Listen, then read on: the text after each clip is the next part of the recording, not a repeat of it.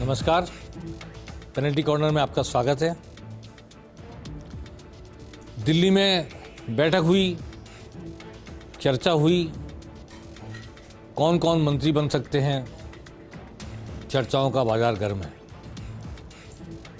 इस पर हम बाद में बात करेंगे। पहले आज की दो घटनाओं पर। एक तो नए बने मुख्यमंत्री भजनलाल शर्मा ने पहली बार ब्यूरोक्रेसी के साथ इंटरेक्शन किया।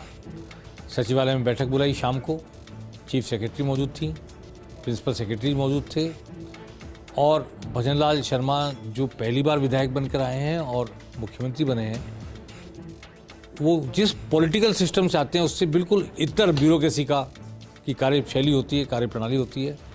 आज उन्होंने क्या लाइन रहेगी सरकार की, किस दिशा में काम करेगी, भाजपा का क्या ध्येय, क्या लक्ष्य और क्या वादा, उसके अनुरूप कैसे चलेगी ब्यूरोक्रेसी, इस पर चर्चा की। 1-1.25 घंटे से ऊपर की बैठक चली। पहली बैठक थी। मुख्यमंत्री ने अपना मंतव्य जारी किया, सबके सामने जाहिर किया, भ्रष्टाचार को लेकर अपनी बात कही कि कैसे प्रशासन को भ्रष्टाचार से मुक्त रखना है और किस दिशा में सरकार को आगे बढ़ना है।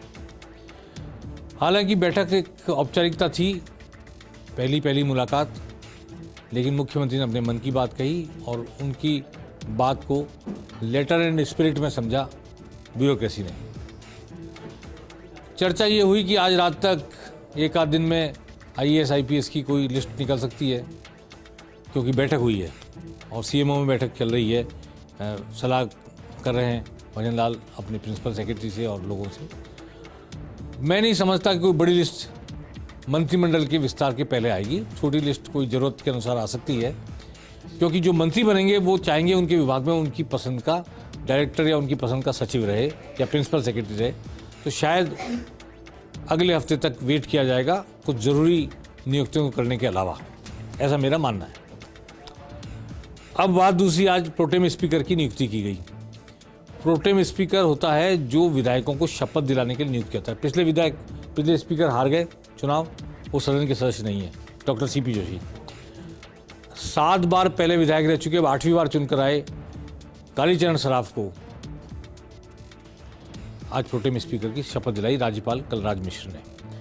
प्रोटेम स्पीकर ने घोषणा की, बताया कि 20 दिसंबर से विधानसभा का सत्र होगा, संभवतः 2 दिन का होगा। पहले दिन विधायकों को शपथ दिलाई जाएगी। 199 विधायक चुनकर आए हैं, एक पर चुनाव अभी होना बाकी है। और अगले दिन विधानसभा के स्पीकर का, रेगुलर स्पीकर, नियमानुसार चुनाव होगा।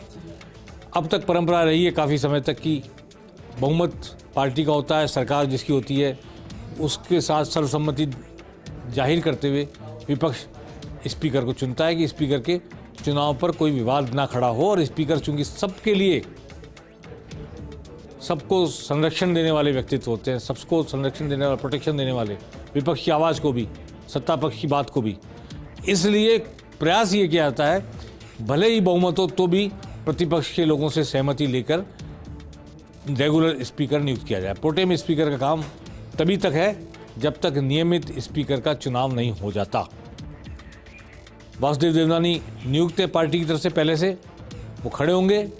अगर विपक्ष ने उनका समर्थन किया तो निर्विरोध वो 21 दिसंबर को अध्यक्ष बन जाएंगे। तब तक प्रोटेम स्पीकर विधानसभा की कार्रवाई का संचालन करेंगे। अब बात करते हैं हम एक उस सीट की जिस पर चुनाव नहीं हुआ, श्रीकरणपुर की सीट गंगानगर में।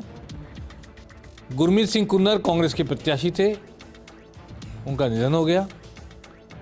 ये नियम है कि अगर राष्ट्रीय दल के या रिकॉग्नाइज पार्टी के प्रत्याशी का निधन होता है तो उस पार्टी को अपने प्रत्याशी को रिप्लेस करने का, नए व्यक्ति को प्रत्याशी बनाकर उतारने का मौका दिया जाता है। वो मौका दे दिया गया। अब 5 जनवरी को विधानसभा चुनाव के लिए मतदान है श्रीकरणपुर में और गुरमीत सिंह कुन्नर के बेटे रुपिंदर सिंह कुन्नर को कांग्रेस ने टिकट दिया है। सामने होंगे सुरेंद्रपाल सिंह टीटी। बात अब यह है कि हो सकता है भावनात्मक रूप से बात आए कि गुरमीत सिंह कुन्नर नहीं रहे तो उनके बेटे को राजनीतिक विरासत सौंपी जाए, लेकिन मुद्दा ये भी होगा कि इस वक्त प्रदेश में पार्टी की सरकार है बीजेपी की, तो दोनों पार्टियों ने बड़ी हाई लेवल कमेटियां बना ली है। कांग्रेस ने भी आज बड़ी हाई लेवल की कमेटी बनाई इस चुनाव को लड़ने के लिए, पार्टी की तरफ से चुनाव की व्यवस्था करने की, प्रबंध करने की। कांग्रेस के अलावा बीजेपी ने भी बड़ी हाई लेवल की, जिसमें कई विधायक शामिल हैं, कई दिग्गज शामिल हैं, इस चुनाव को लड़ेंगे। ये पहला चुनाव होगा, उपचुनाव नहीं है, परंतु डेफर्ड इलेक्शन है। लेकिन डेफर्ड इलेक्शन में सामान्यतः जिस पार्टी की सरकार बन जाती है वो जीत जाती है, लेकिन इस बार डेफर्ड इलेक्शन में क्या होगा अभी कहना मुश्किल है। आने वाले वक्त में 5 तारीख को मतदान होगा और 8 जनवरी को नतीजा सामने आएगा। उस दिन हम जानेंगे कि क्या हुआ।